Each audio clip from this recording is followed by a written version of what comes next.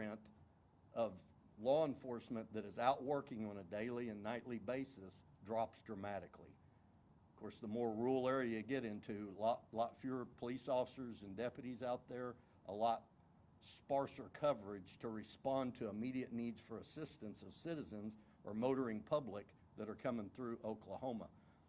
Our calls for service in those areas outside of the metro have steadily increased over the years, and the days of it at midnight, the I-35 and I-40 and I-44 corridor rolling up and shutting down is not the case anymore. It's 24/7 that we've got large traffic volume and large numbers of calls for service in those areas where there's nobody else to take those calls.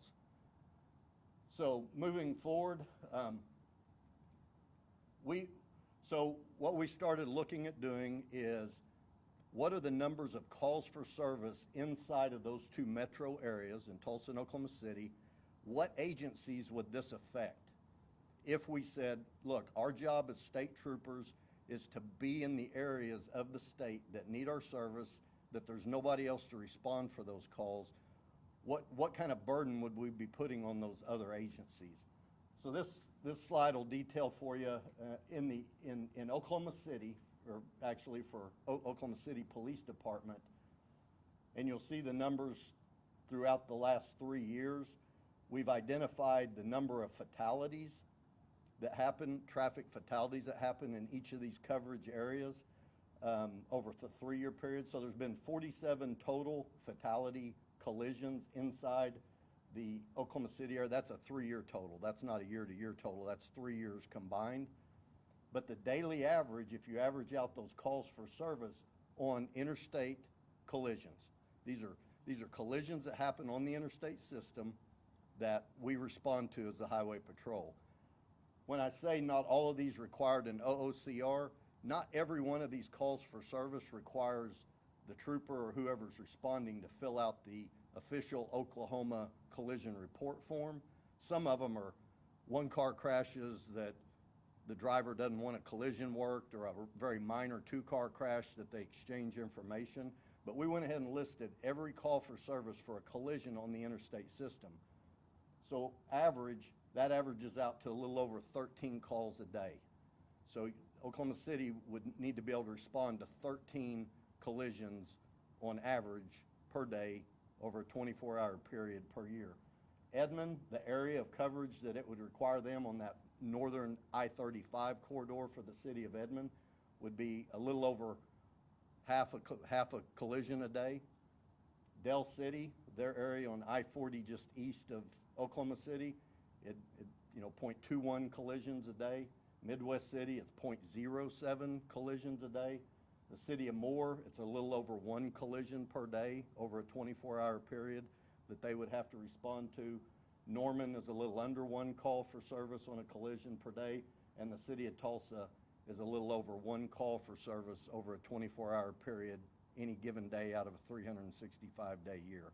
So these are the numbers that we're looking at, that those 7 respective agencies, this movement would affect these 7 agencies. In Tulsa, it's just Tulsa PD that it affects. In the Oklahoma City area, and I'll talk in a minute about the boundaries of what we're identifying as the metro bubble, that we'll be moving away from taking those calls for service, and we'll be deploying our assets in other places. So a big topic that's come up is about commercial motor vehicle collisions, and how does that work? So first of all, let me give you the numbers of how many commercial motor vehicles happen in all the interstate system that we're talking about pulling out of in the Oklahoma County area. It's 3/4 of a collision a day is what it averages out to. In Tulsa County, it averages out to about 1 collision a day. That's included in those other numbers. It just happens to be that's a commercial motor vehicle. So real quickly, if I was a trooper and I pulled up on a scene of a collision that involves a commercial motor vehicle, if it's a non-injury collision, then that collision is worked just like a collision between 2 passenger cars. There's a couple of extra places on the OCCR that you have to fill out, or OCR, the collision report form. You got to report the U.S. Department of Transportation number and check a box that it's a commercial motor vehicle. All the rest of the interaction is the same.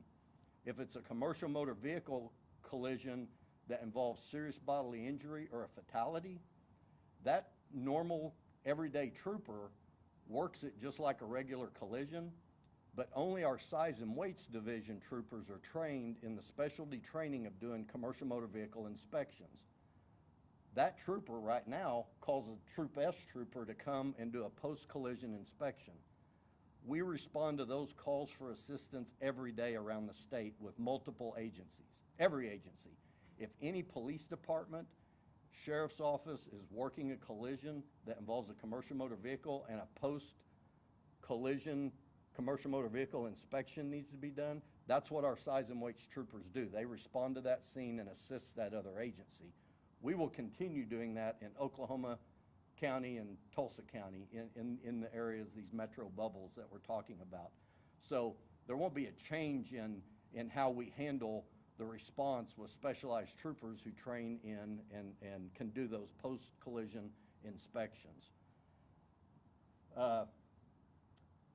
I wanted to show everybody where our allocation of troopers is right now, currently, as we stand. So right now today we have 589 personnel at the trooper level. So even though all of us, and this is our command staff standing in the back of the room, Chief Jody Williams and our assistant chief and our majors.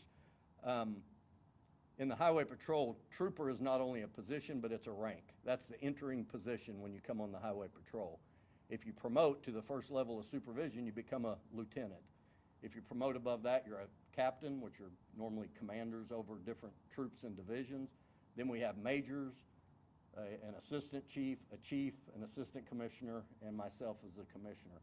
So the people out doing the work daily, interacting with motorists and working collisions and doing all the other assignments that we have for the highway patrol, the number of troopers we have is 589.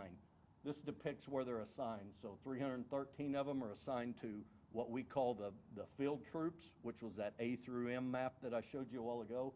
We have 75 troopers who are assigned to the turnpikes. So our turnpike system is kind of divided into two separate troops, and they're troopers that are assigned specifically to turnpike assignments that do the same work. They just, their area of operation every day is on the turnpike. I'll give you some examples of some of these other ones. We have 7 people assigned to the Oklahoma Highway Patrol Bomb Squad.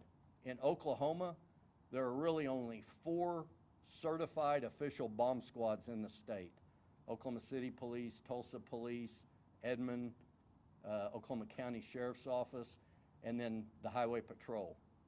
Our bomb squad has a mission of responding to any threat of explosive devices, bomb sweeps across the state. Anywhere outside of those other 3 jurisdictions, then we go and respond to those. These calls for service are on a daily basis. I have bomb techs that go to far western or eastern, northeastern, southeastern Oklahoma on a daily. The number of calls to high schools that have picric acid that's been stored that's highly explosive, or grandma finds a hand grenade from World War II that grandpa had in the garage. And these are dangerous. They're extremely dangerous, besides all the other unknown devices and things like that. I could put 10 more people in that division and they're still going to be busy 24/7 responding to those types of calls for assistance. Our executive security, you can work your way down the wellness division that the state legislature put into law several years ago. One of the greatest things that's ever happened for first responders in the state to have this wellness division. We have 3 full-time assigned to that position. Troop R is the Capitol complex. Troop S down toward the bottom, that is the size and weights troopers that I spoke about that are specifically trained to handle commercial motor. Those 47 troopers are spread out in regions around the state, and that's the work that they do, inspections and dealing with commercial motor vehicles on a daily basis. On the other side, our lake patrol. So the Highway Patrol has the duty and responsibility to patrol every state lake. So we have troopers who are out in boats, working those state lakes, working drownings, taking enforcement action on those state lakes across the state all the time. This time of year, we don't have enough of them, and it's always busy with those guys. I was going to point out the one above that, traffic homicide. So we have a division that works traffic homicides. If there's an auto collision that it's found that the act of whoever was the cause of this crash has committed a crime, then the expectation of being able to prosecute that and work with a district attorney to prosecute that case, whether it be a manslaughter case or a murder 2 case, whatever it turns into, the technology and the level of training that those traffic homicide troopers have to recreate that crash and build all the data for a successful prosecution is a high level of training. Those 17 or 16 individuals provide that assistance to agencies all over the state.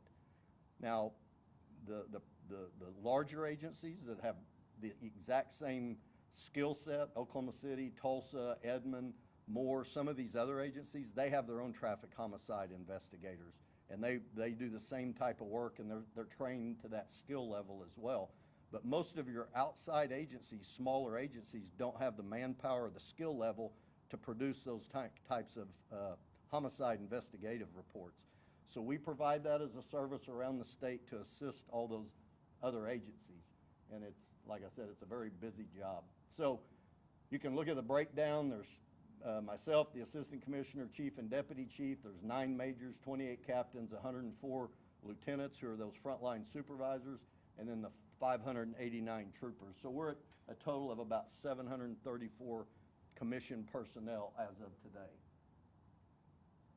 So the way our troop realignment is going to go, and the way we're going to redeploy our personnel assets around the state, is we're shifting some of the boundaries of our field troops.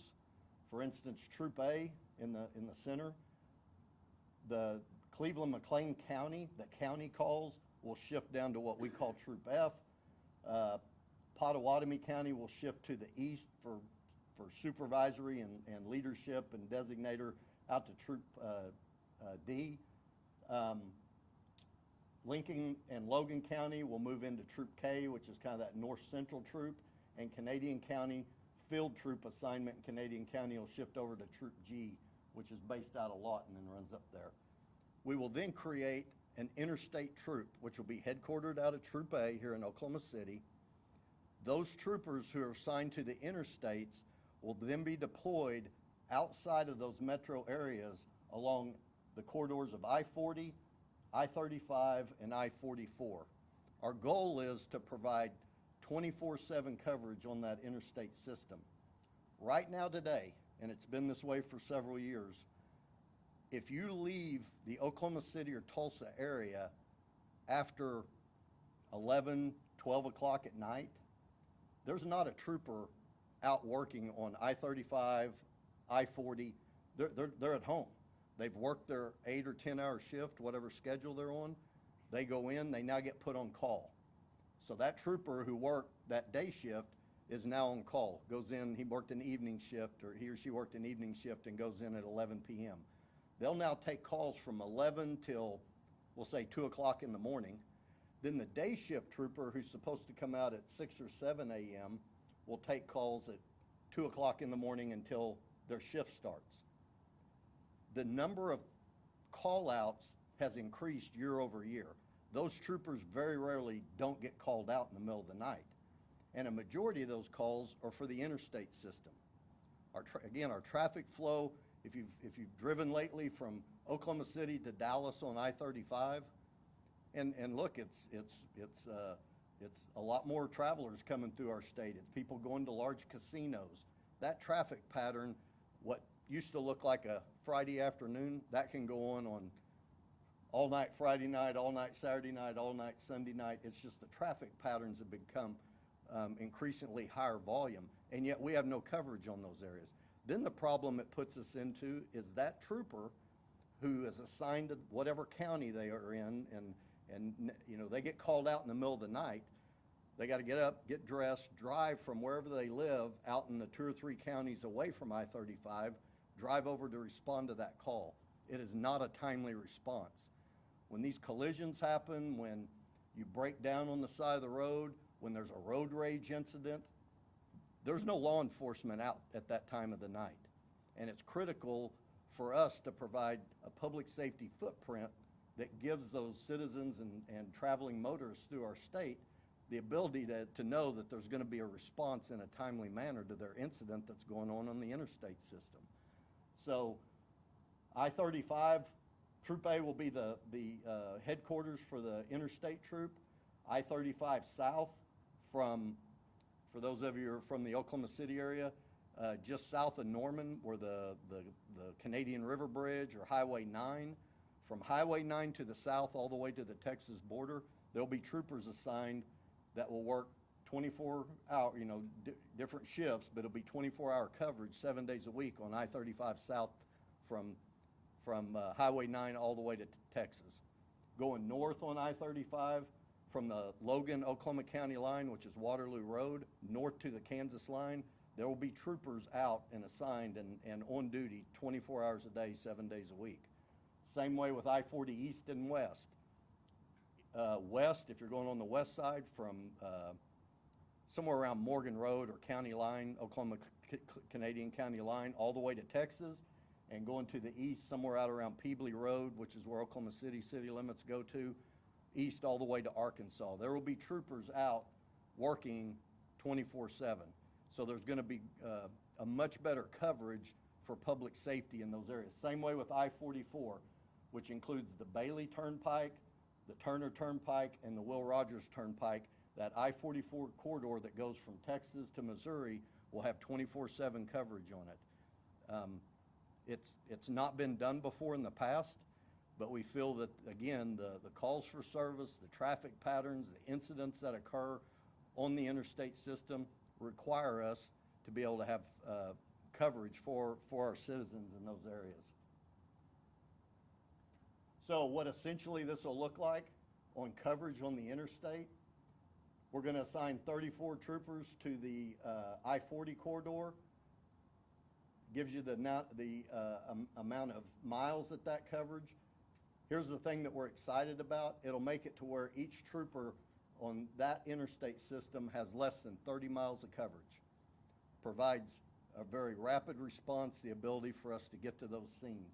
And you can see the I-35 corridor trooper coverage every 24.6 miles, and on I-44 every 23.5 miles. So it puts us in a much better footprint of what we see are the needs, what the calls for service are, what's the best thing to provide public safety on the entire state interstate system. What does this do to the agencies that are going to be taking over these calls for service inside their incorporated city limits? So Oklahoma City is going to have 18 additional miles on I-35, 34 additional miles on I-44, 23 additional miles on I-40, 23 on 44, 27 on I-240, and 5 miles on I-235. Edmond just has 8 miles on the northern part of I-35. Moore has 5 miles on I-35 just to the south of Oklahoma City, and Norman was 7 miles. Midwest City and Del City, it affects them over on I-40 going east from Oklahoma City. They each have 3 miles. It's actually a little under 3 miles, but that's the number of miles that they're going to have. And then you can see in the Tulsa metro area, the interstate system only affects Tulsa Police Department. No other part of the interstate system runs through those other city limits. So it's just Tulsa PD, and they're picking up that 24, 15, and 3 miles. All turnpikes here in the metro and in Tulsa will remain with us. Statutorily, we are mandated that we're the only law enforcement agency that can work the turnpikes and have primary jurisdiction on those turnpikes. So the Kilpatrick Turnpike, the spur, the new spur off of the Turner, what's the name of it? Kickapoo.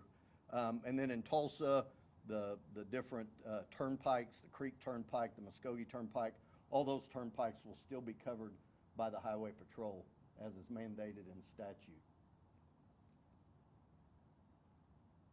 So again, these are the daily averages of calls for service over a 3-year period average that those agencies will need to respond to. I know this isn't necessarily, it's not an easy decision. It's no doubt, it is somewhat of a burden on these other agencies to be able to take those calls for service. I have every one of these agencies are highly trained and very professional law enforcement agencies. And in weighing this, it is what is the best footprint for us as a state law enforcement agency that need to provide the best coverage for public safety statewide, and how do we deploy those assets in a way that give us that best coverage. So that's really the reason that we've made this decision, and you know, we're hopeful that it will result in the citizens of Oklahoma seeing that the Oklahoma Highway Patrol is in a better place to be able to serve their needs and protect them. So I think that's all I have. If we got questions or any place else I can possibly answer your questions. Is there a particular type of service call that has spiked, or a few certain types of service calls that have spiked that OHB is having trouble responding to? Well, so absolutely. So I could go through and articulate all the different types of calls for service, but it's everything from, and we're talking about in those field troops. So, and this is one other point to your question, what kind of calls for service? It's everything from collisions to road rage incidents to wrong way drivers to DUI. I mean, intoxicated drivers. It's a litany of different call outs on those. Here's the other issue that this is going to help us resolve. When that, I'll use I-40 west as an example. As you travel west on I-40 and you move into what we call Troop H, I-40 west, not only does that local Troop H county trooper have to get called out to go to a call on the interstate on I-40, now when he gets called out, he'll go ahead and stay out and finish his shift. Now that gap now gets pushed into the daytime, that afternoon, that there's no coverage at all. If by simply putting in an interstate troop that covers those calls for service on the interstate, it now frees up our county troopers to go do their other normal work on state highways, on county roads, that assistant to the local small police department, the local small sheriff's office. And you know, we're an agency assist agency, right? We help a lot of other law enforcement agencies. And that's what we look at, is that assistance call that doesn't even have anything to do with a collision. In the Oklahoma City and Tulsa metro area, there's literally thousands of police officers who can respond to that. You get out in Troop H in western Oklahoma and the resources are very limited. So now if I have to pull that county trooper, send him home because he's already worked his shift, now I'm leaving everybody in jeopardy. So it's not just the interstate, it affects the county calls as well as the interstate calls. And Commissioner, for those calls, some of the municipal police aren't trained to do, essentially you spoke on the commercial motor vehicles. Say if one of those collisions happens on the IDL in Tulsa, are troopers still going to go assist with that? We'll always respond to calls for assistance. It'll just allow us to have our troopers out in those more rural areas of the interstate.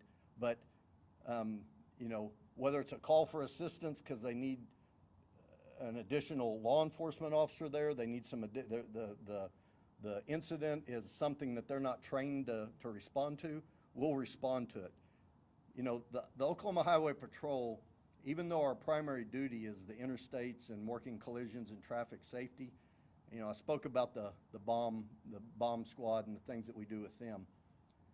The other day we had this parade in Oklahoma City. Like over 500,000 people came to it, right? Oklahoma City requested our assistance, not just that day, through the whole series, playoff series. We nightly had 50, 60 troopers assigned to that. On the day of the parade, I believe we assigned about 150 troopers to that. We'll continue doing those types of assists. just like this past year, Ada, Sulphur, Davis, Barnesdall, when tragedy hits, the Oklahoma Highway Patrol is trained and prepared to send teams into those areas for search and rescue, for security needs. Those are normal, everyday working troopers who have additional training and expertise that they're prepared to respond 24/7 to those incidents around the state. We'll continue doing that, so big or small, we're still an assist agency, regardless of what jurisdiction. You know, if it's a municipality or a county sheriff's office that needs our help, we're always going to respond to those calls. So you mentioned we a couple of times. We made this decision. I'm curious about who we are, and if you got feedback from Tulsa PD and Oklahoma City, did they contribute to this decision? Well, when I refer to we, I'm talking about myself and the command staff that's standing in the back of the room. So that's the we I'm referring to. We did meet with the leadership from all those different law enforcement agencies and explain to them the reason behind what we were doing. They're in a situation where they feel they're stretched for calls for service as well, and I fully understand that. So, you know, in contributing to it, I'm guessing that they would rather we not do this, obviously. But I will say some of them, if they take the perspective of what our job is as state law enforcement and the highway patrol, they understand, not to say that they agree with it or like it, because it is going to put a burden on them, a manpower, additional manpower burden on them as well. Have you thought about asking the legislature to provide more funding to increase your number of troopers on the road, which would mean you wouldn't have to do this? Well, I've articulated I've been commissioner almost 4 years now, and I know my predecessors over the years, we've had studies out there that say to continue the mission in all the areas that we cover, you know, we need about 1,100 troopers. If at some point, I guess the decision has to be made, how big do you want to grow state government? And are all those things necessary, or can we go through partnerships such as this to take up duties and responsibilities that allow us to meet the missions that are the most critical, and that other agencies are able to partner with us and take up areas that are of public safety in their municipalities and their incorporated city limits. You mentioned, Commissioner, that, sorry, I lost my train of thought. Come back again. Oh, yeah, I found it. Remember. Sorry. You mentioned that this has been an ongoing problem for years. So why now? What's changed? Has there been an impetus? Yeah, good question. So I've mentioned that I'll repeat your question for that. So it's been an ongoing problem for years, and why now? So it has been an ongoing problem for years. I was recently visiting with an old retired colonel, chief of the Highway Patrol. This was almost done probably back in 2002, and for some reason it just, the change wasn't implemented. Here's what's changed. And for some of you, you'll understand. When I talk about traffic patterns, traffic flow, the volume of people coming into our state on our interstate system, it's not just our interstate system. If 15 years ago, I would have told you that there's a 5-mile traffic jam going into Ho Chi Town, Oklahoma, that would be unheard of, right? Have any of you been down to southeastern Oklahoma on a Friday, Saturday, or Sunday, any summer night? I mean, that's why now. I mean, it has gotten to the point of, for us to be able to respond in a timely manner and have the proper amount of coverage with our current manpower, this is what we have to do. Now, a more specific timing issue is this. This implementation of this plan, we will not be making any troopers move their residency. They all get to stay living where they're living and deploy them out to their area of operation. There's one time in a trooper's career, every trooper, every one of these guys standing up against the wall, and I think we've got 52 cadets upstairs right now. When you hire on, when you apply for the Highway Patrol, you know that out of the academy, you're going to be told where to live. We're going to deploy you where we need you to go. We've got an academy that hopefully graduates 52. We want to let them know where their new assignment is going to be, and that we have two types of academies. This is what we call a traditional academy. The other type is a lateral academy. In a lateral academy where somebody's already a law enforcement officer, we do a shorter academy. We give them guarantees that they get to go home or wherever they want to be assigned. With a traditional academy, we move them where we need them. We only do a traditional academy about every 2 years. So this is our one shot. They're going to graduate in October. That's why this becomes effective November 1st. We now get to deploy those 52 where we need them to implement this plan. So that's more specific about why right now, but historically, why now? This has been an issue, a public safety issue that's needed to be addressed, and I believe it's reached critical mass where we're not providing that public safety footprint outside these metro areas with that mass amount of law enforcement in the metro areas. We're not providing it the way we should in the outlying areas. Commissioner, you spoke that there was legislative study showing the need for this, and then there's obviously a need to cover that growing interstate traffic. Was that ever addressed with legislators this last session? Well, I've always spoken about it. I mean, I do it in my budget presentations about what right size looks like for the current mission, and that's not my decision, right? I mean, all elected officials, state elected officials, House and Senate and executive, they all have to make a decision. How big do you want state government? And is with the manpower we have, are there efficiencies that we can do that can resolve the biggest public safety issues? And that's what I believe we're doing here. So, you know, does somebody want to take it a different direction? I'm working with what we've got, and this is, so I'm not mad about it either way. But if with the current numbers that we have, this is the right thing to do. This is the most efficient way to protect the most Oklahomans.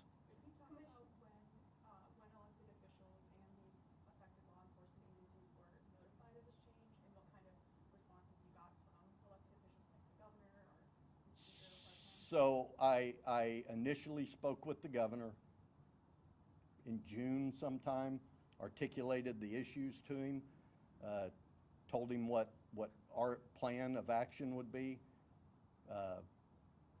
He listened to me. He said that makes sense, and if that's the direction that I felt was the best way to go as Commissioner of Public Safety, that he supported it and to move forward with it. I didn't speak with any elected officials. After that, I spoke with chiefs of police at different times ahead of any announcement, and then we did send notification to House and Senate leadership ahead of time before the announcement. But this really weird thing happens when you start talking about it to a bunch of people. All of a sudden, news stations start reporting it when I haven't announced it and really confirmed anything, and that's exactly what happened in this instance. So apparently y'all do your job good and dig around and find out rumors before they actually get officially announced. Commissioner, on average, how many troopers will now be within these new drawn jurisdictional lines? Is it going to be more evenly spread out? I know like in Tulsa and OKC was like 50-some troopers, but now with these new jurisdictions, what will that look like? Yeah, I think I just messed up the PowerPoint. So here's a interesting part of that. The Troop A, can you go that first slide, thank you, Greg. Troop A, we currently have 43 troopers, and that's in all those assignments for all 7 counties of Troop A.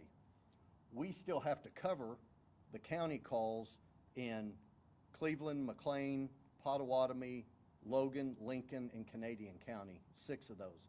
So there will be troopers assigned to those counties, and they'll go to their new drawn troop boundaries. An interesting thing in Oklahoma County, Oklahoma City, corporate city limits engulfs almost the entirety of Oklahoma County. Anything in Oklahoma County that's outside the incorporated city limits, the Oklahoma County Sheriff's Office already takes those calls. So we don't have a need in Oklahoma County to have troopers assigned to Oklahoma County, we're going to be able to push all those troopers out onto those interstate troops. In Tulsa County, it's not like that.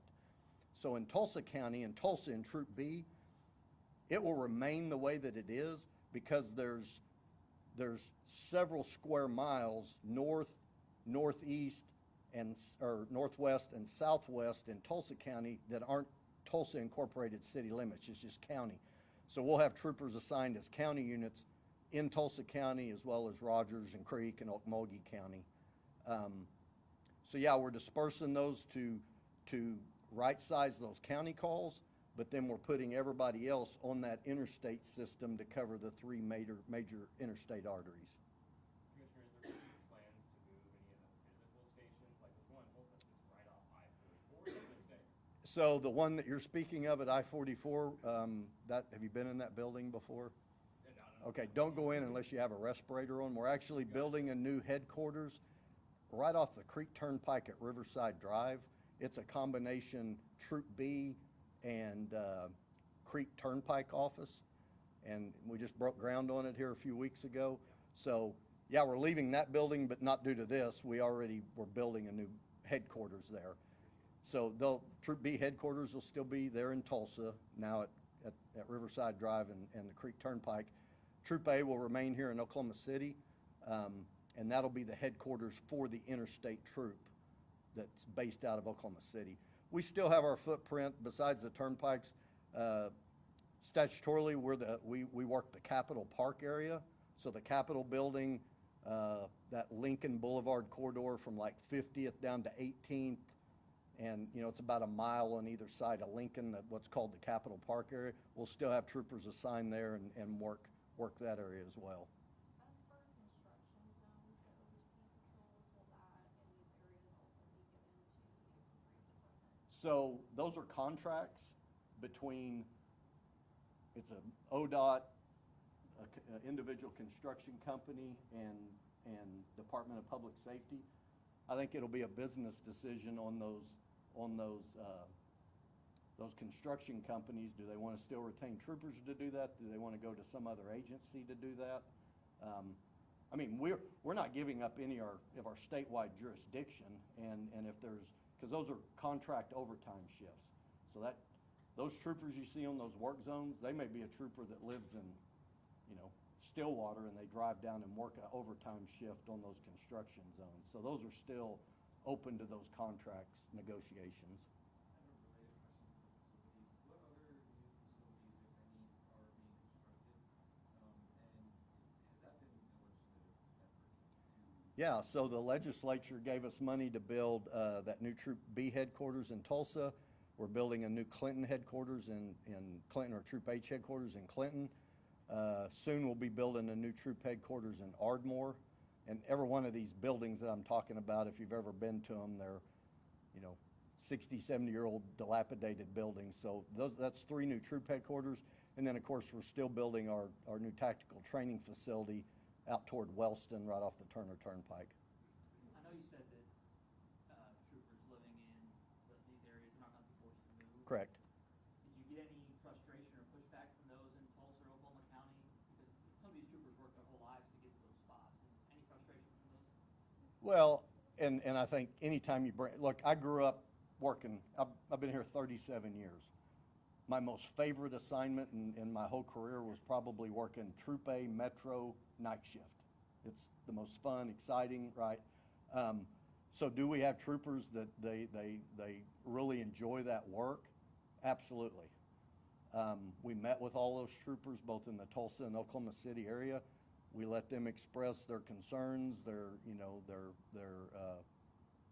likes and dislikes about it. The cool thing about being a state trooper, it really doesn't matter what part of the interstate you're working. Those same public safety issues exist statewide. So they're going to be doing the same type of work. They don't have to buy a new house or move somewhere. So I believe that as we move forward with it, over my 37 years, there's been a lot of changes that have taken place that at the time I personally may not have agreed with it. But then with hindsight, I probably look back and go, well, that's probably the right thing to do. I'm hopeful that it'll be that way too. How much do you You know, again, hey, one thing I've learned is, you know, you put severe thought into it. A lot of effort goes into reaching out to, you know, highly qualified professionals. The other day we were meeting about this, and I referenced that we've got like 600 years of combined experience in the command staff, because they're all old. Then I remember I'm older than all of them, but so a lot of good insight from each one of these command staff members. But we also recognize that, hey, there may be things as we move forward with this that we need to tweak. We're using good quality data to determine where we're putting them. There's a couple areas that I believe we may be a little short, but it may take another academy to graduate to fill in those spots, and I think we all would say that. But I think we've done our due diligence in it, in justifying why we're doing it, and in how we're going to deploy it. But we know that there could be changes that need to be made. Commissioner, I'll be bringing something up to that since earlier on I've gotten a couple tips about it. Some people think that his decision is punishment to police departments that aren't participating in Operation Guardian, the governor's initiative. Does this have anything to do with that? Absolutely not. I guess that's the hoaxes and things that go on, which, yeah, I get told stuff that I've done and said on a daily basis that couldn't be further from the truth, and that couldn't be further from the truth. So you said that in Tulsa County, there's 1.2 average collisions per day that the troopers have been responding to. Do you have the same kind of stats for like DUI arrests made by troopers in Tulsa County, or tickets issued in Tulsa County by troopers per day? Per day? Okay. That you can, so we can kind of show what the Tulsa Police Department will now be kind of have to take responsibility for those kinds of same issues. Yeah, but then I would have to go through and be able to break those down to, was that DUI arrest made on the interstate or was it made off the interstate? I could probably dig that data up, but it would take a while. Well, and that kind of begs another question. If you got a trooper that's heading down an interstate in Tulsa, heading towards his job on Creek County, but he sees somebody weaving or Take action. He's a state trooper. Do his job. He'll still be pulling. Absolutely. Really quick question. I know you said that it wasn't any form of punishment for agencies that aren't participating in Operation Guardian. Is there any relationship to immigration enforcement With this? with this? No, no. This is about statewide public safety, response for calls for service on our interstate system. And where is our state lacking that law enforcement overall coverage for response? Commissioner, you want to address other states that follow? Yeah, so other states have had to address this problem over the past several years. Texas DPS has this same model. Kansas Highway Patrol has the same model. Maybe Missouri or Arkansas. There's other states, surrounding states, that have already had to address this and have already moved that direction. So probably aligns a lot with how Texas DPS and how they deploy their troopers in Texas. What areas would still be considered short-staffed across the state? Well, I'd have to go through the whole list. I mean, there's money doesn't fix everything, right? And but there's always areas. But I also, this is my personal belief. I believe it's not only my responsibility to provide public safety to the citizens in the most concise and responsive way, but also believe I've got to be a steward of the taxpayer dollar and spend that money appropriately. And so we're always looking for efficiencies in the way that we can do that. And as my command staff knows, every time we're making personnel changes or assignments, we scrutinize it from that eye of what does the taxpayer get for this spend, and how are we going to be the most efficient with it that we can. So what do you say to the taxpayers in these metros who are now losing this service? You know, how is it equitable to them if they're, you know, still putting their tax dollars towards this? Right. Again, I personally believe that the professional officers in Oklahoma City, Edmond, Dale City, Midwest City, Moore, Norman, and Tulsa can take that 13.69, 0.21, 0.07, that in weighing that, do the calls for service outside of that where there is no secure law enforcement 24/7 coverage, are we providing a better service? I mean, I could relay stories to you where people from Oklahoma City call me in the middle of the night and say, my daughter was headed home from Dallas. She broke down somewhere in the Arbuckle Mountains. Can you get a trooper to her? So they have an expectation outside of Oklahoma City as well as inside of Oklahoma City. It's a statewide expectation. So between now and October, what does this transition look like? Are you guys going to be helping these local agencies, and what are you going to be doing with systems? Well, from now till October, things will continue as they have been. But on November 1st is when, because of this academy graduating, that'll be when everybody will redeploy to their new assignment. Good? Thank you. All right, thank y'all.